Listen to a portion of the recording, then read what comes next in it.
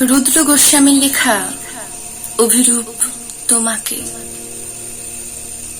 ঘরে ফেরা কি এতটা কঠিন? ঘর তো আর আকাশ নয়। ফিরতে গেলে পাখি হতে হয়, পাখির মতো দুটো ডানা থাকতে হয়। পায়ে হেঁটে এত দূরেও যাওয়া যায় অভিরূপ, যেখান থেকে ফিরতে গেলে আকাশ পেরোতে হয়। শূন্য অপেক্ষায়ও একটা খাঁখা নক্ষত্রের তাপ থাকে অভিরূপ, তুমি কখনো বুঝবে না।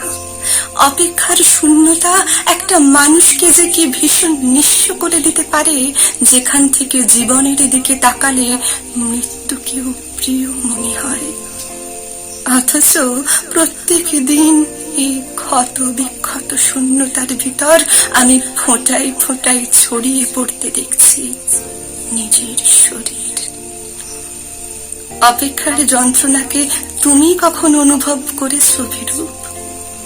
যে পাখিটাকে এনে তুমি আমার বুকের মধ্যে পুষে রেখেছিলে, তোমাকে না ছুঁতে পারার কষ্টের যন্ত্রণায় তার পাখা থেকে রোজ খসে পড়েছে একটা একটা করে পালক। আর সে পালকের উপর জন্ম নিচ্ছে অসংখ্য উপজীবী ছত্রাক। এমন নৃশংসতার সাথে ওরা খেয়ে ফেলছে পালকের সবটুকু উড়ান, যে পাখিটার বেঁচে থাকার কথা ভাবতে গিয়ে আমার কান্না পায়। যে চোখে জলের ফোঁটা দেখলে স্বর্ণ মুদ্রা বলে কুড়িয়ে নিতে, সে চোখের এ প্রান্ত থেকে ও প্রান্ত এখন অশ্বমেধের ঘোড়ার মতো দাপিয়ে বেড়ায় 13টা নদী। তাদের অবাধ্য স্রোত খড়কুটোর মতো ভাসিয়ে নিয়ে যায় আমার বেঁচে থাকার লক্ষ লক্ষ দিন, আমার ভালো থাকার অসংখ্য সময়। সাধারণ মেয়েদের কোনো পুনর্জন্ম থাকে না।